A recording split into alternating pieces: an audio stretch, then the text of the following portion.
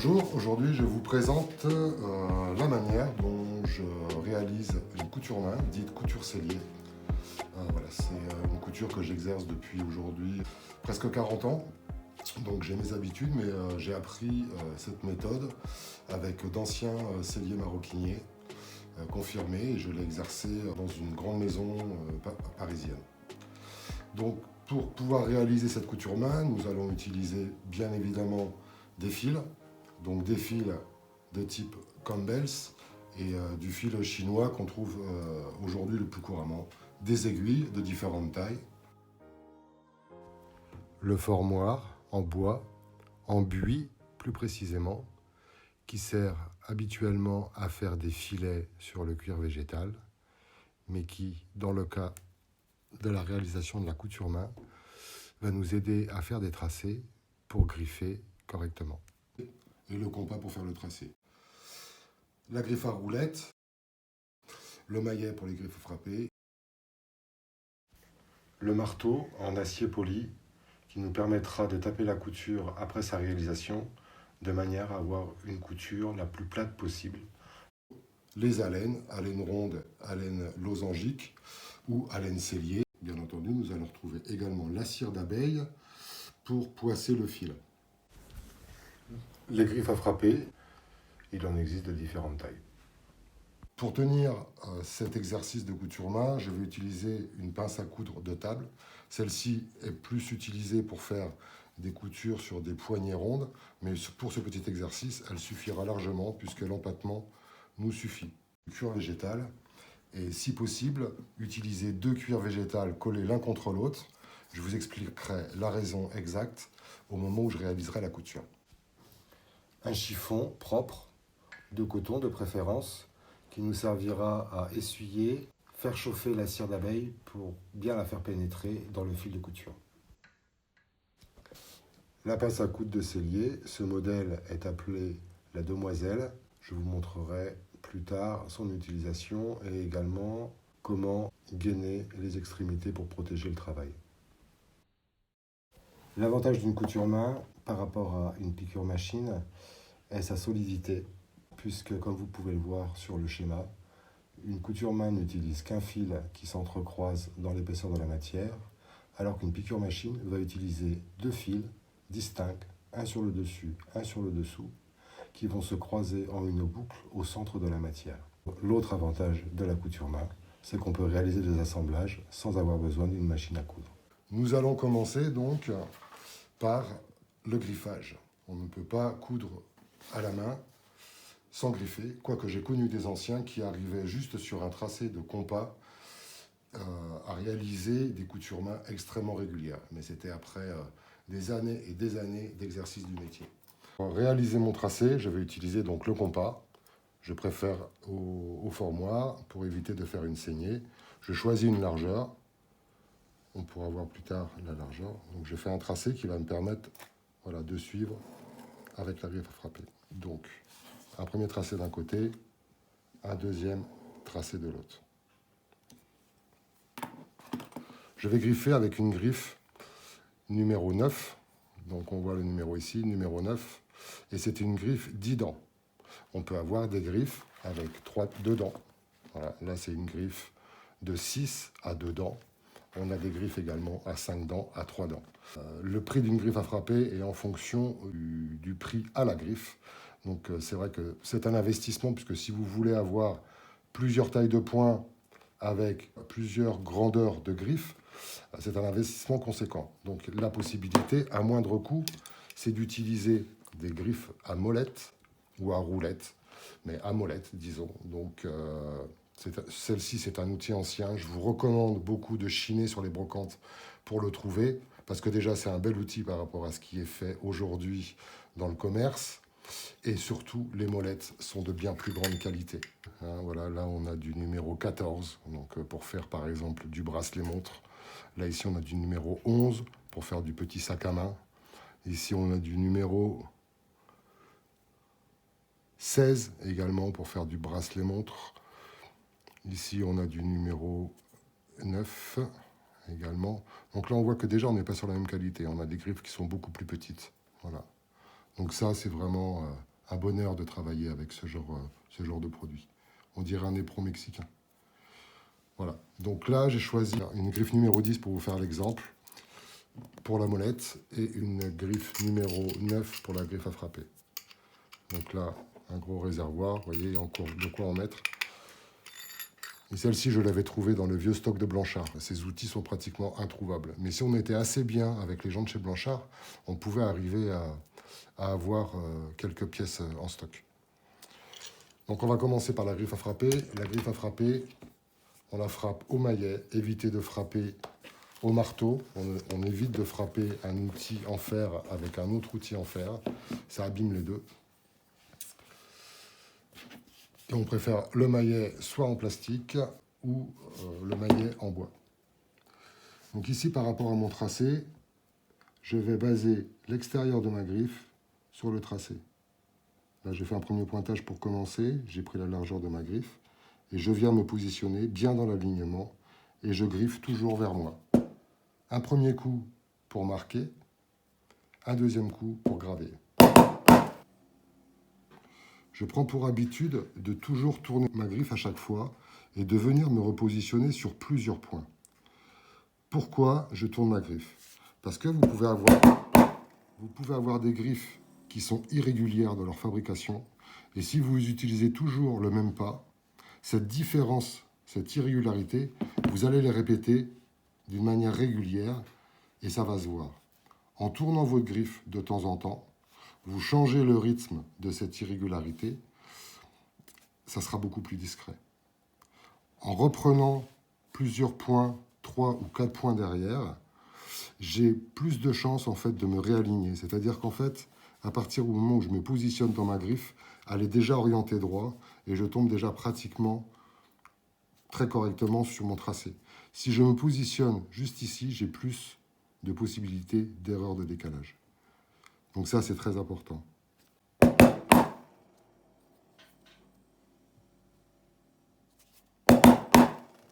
La force de frappe est à varier en fonction de l'épaisseur de vos matières. Plus votre griffe va être marquée, plus votre couture sera belle. Pourquoi? Parce que le chemin de la laine, la perforation de la laine est déjà bien entamée avec un griffage qui est profond. Avec de la petite maroquinerie, par exemple, des matières très fines, vous pouvez directement percer, vous pouvez même vous passer de la laine pour coudre. Quand on commence à coudre, on arrive à avoir des meilleurs résultats avec une griffe à frapper qu'avec une griffe à molette, principalement par rapport à cette profondeur de gravure. Avec la griffe à frapper, je griffe vers moi, comme je vais réaliser la couture vers moi. Avec la griffe à molette, je griffe en sens inverse. On préférera se mettre debout, car comme on va chercher à graver le point, à faire plus de profondeur pour guider la laine, je vais devoir appuyer fortement. Et pour ça, j'utilise le réservoir, la boule, contre ma clavicule, au-dessus de la clavicule, de manière à pouvoir utiliser mon poids pour graver. Avec ma main, je guide.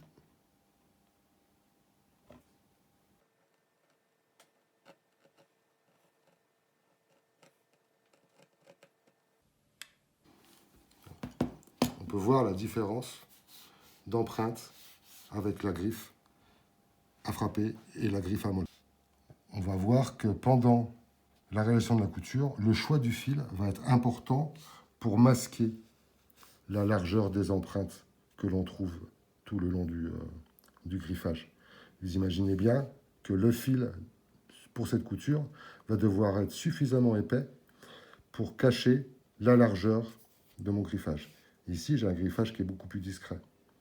Même si ici, je suis avec un numéro 10 et ici avec un numéro 9, c'est vraiment l'usinage des griffes de la molette ou des griffes de la griffe à frapper qui fait la différence. Maintenant que notre cuir est préparé, que nous avons présenté rapidement et succinctement la manière de griffer les différents outils, nous allons voir la préparation du fil. La préparation du fil est importante pour la qualité de la couture main. Pourquoi? Nous avons différents produits, différentes tailles de points, différentes grandeurs de fil, différentes grandeurs d'aiguille. Il faut toujours choisir des choses proportionnées. Plus mon point va être petit, plus mon fil doit être petit, plus mon aiguille doit être petite. Plus mon fil est gros, plus mon aiguille va être grosse pour réaliser des points de plus en plus gros. Vous trouverez dans les détails de la vidéo un petit tableau récapitulatif avec les conseils de grandeur de fil et de grandeur d'aiguille correspondantes, avec les grandeurs de points qui vont avec, et le type de produit qu'on peut réaliser. Deux types de fils. Quand j'ai commencé dans ma carrière, on utilisait principalement ce fil, qui était le seul que l'on trouvait, qui est du fil Campbell's.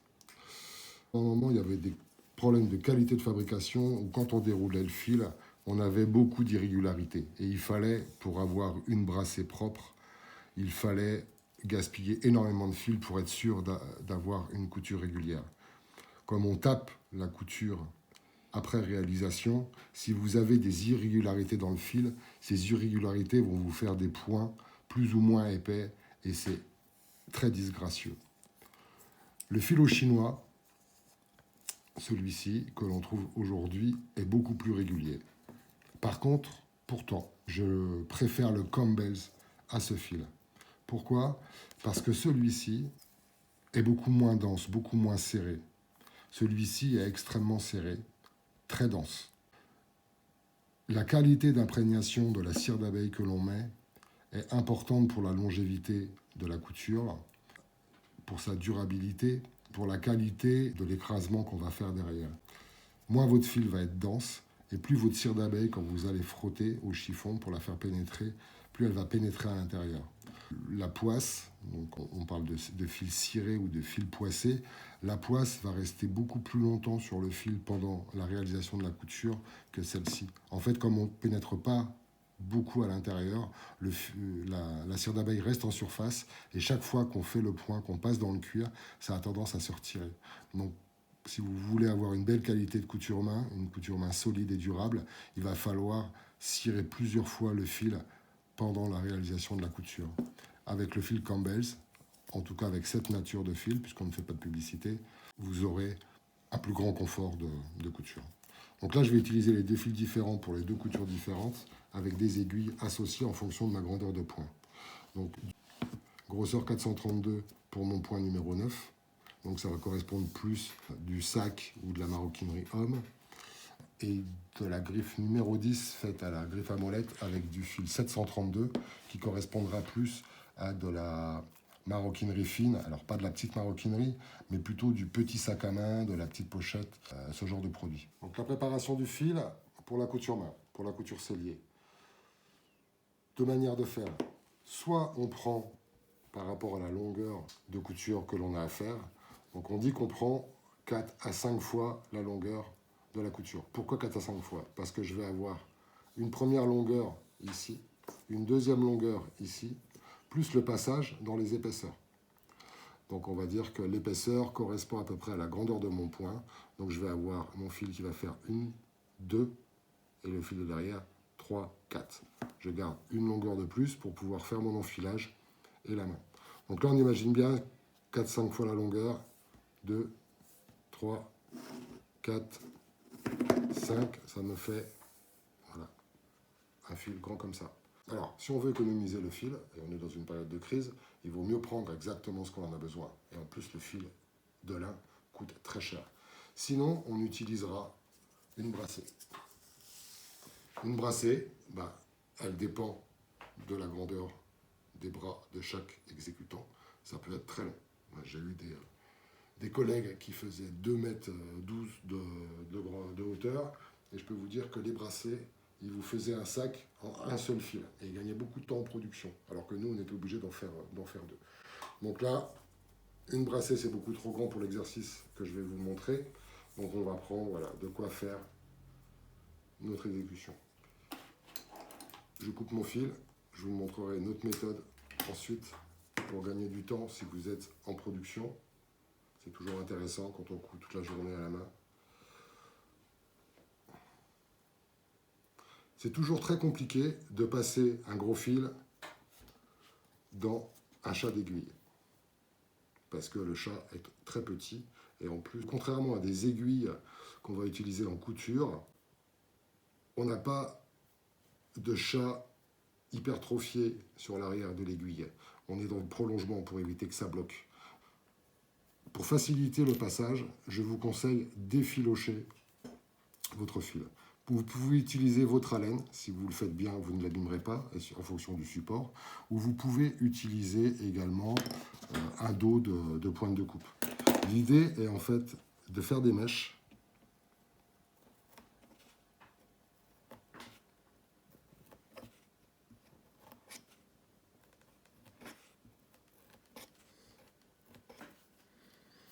Ouais.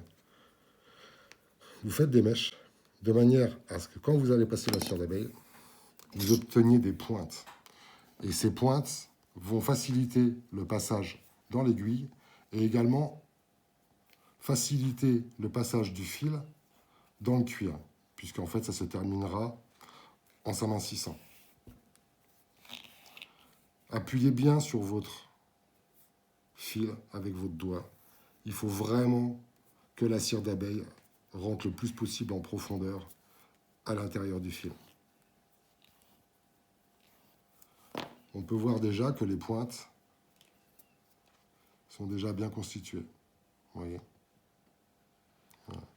Je vais accentuer cette finesse en passant avec un chiffon, si possible un chiffon de coton. Ayez toujours de la cire d'abeille le plus propre possible, de manière à éviter de salir vos fils. On utilise souvent la cire d'abeille pour la finition des tranches, donc il peut y avoir de la coloration dessus, de la teinture. Donc c'est à proscrire, surtout si vous faites des fils clairs. Et si vous faites des fils blancs ou écrus, approvisionnez-vous en cire d'abeille purifiée. Des cires d'abeille qui ressemblent beaucoup à de la paraffine et qui vont éviter de jaunir vos fils blancs ou vos fils écrus. Voilà. J'hésite pas à passer plusieurs fois mon fil, à bien serrer. Il faut que ça chauffe pour que ça devienne liquide.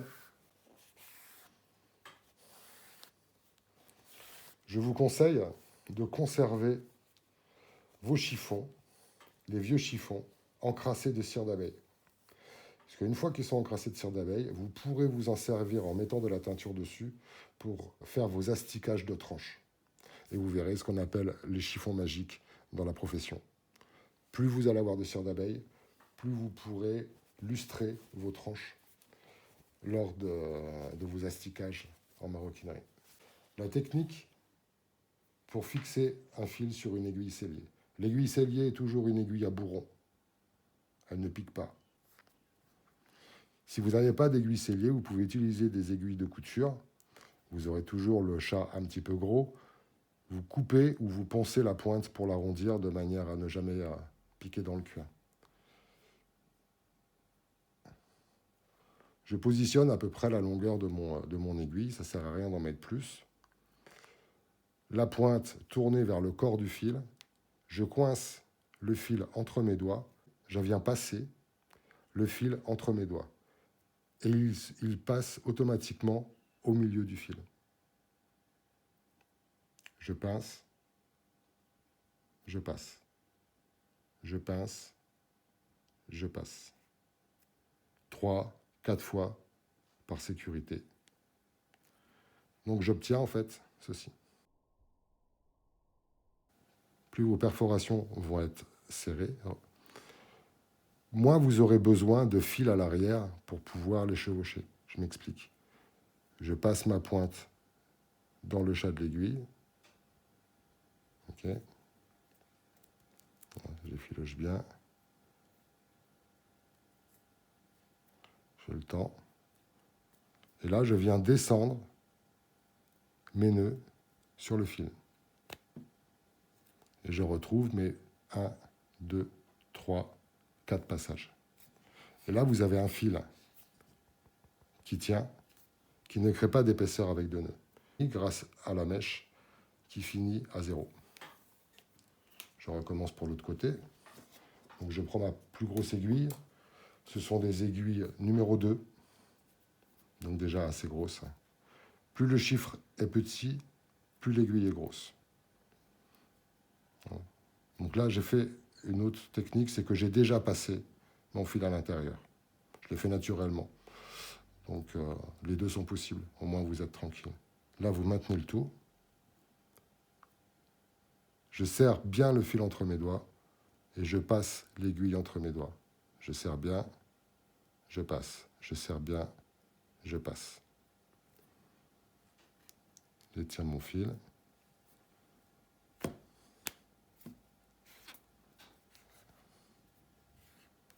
Vous pouvez repasser un petit peu de cire d'abeille sur les enfilages. Pour bien maintenir, on voit en fait où ça a blanchi, que la cire d'abeille s'est un peu arrêtée. Et surtout, vous repassez un peu de chiffon.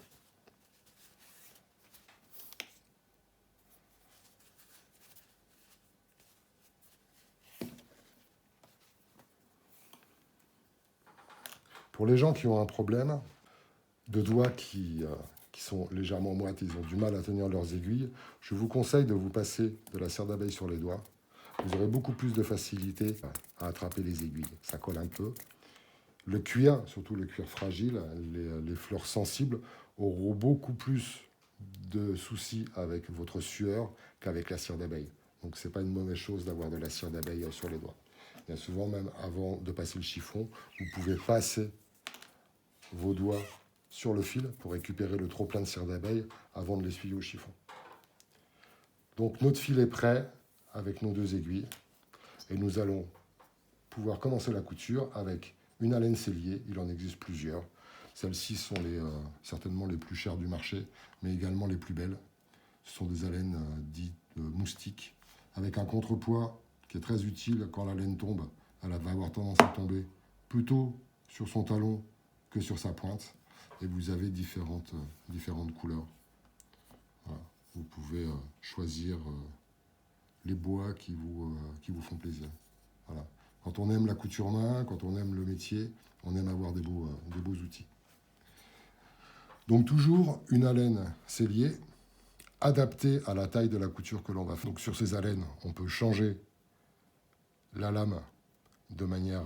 là, on peut séparer la laine de son manche pour pouvoir mettre des grosseurs différentes. Donc là, on a à peu près la même grosseur.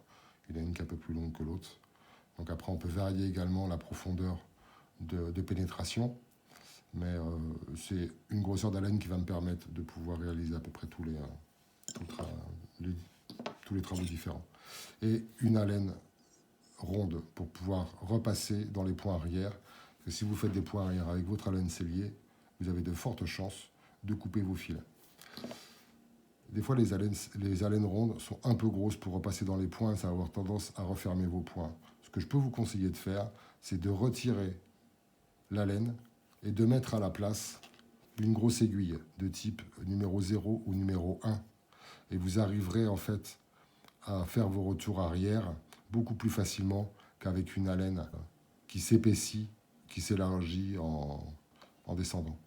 Plus vous allez rentrer profondément dans la matière, plus vous allez agrandir votre trou. Une aiguille, elle est régulière de bout en bout. Ça peut être beaucoup plus simple pour faire les retours arrière en couture main.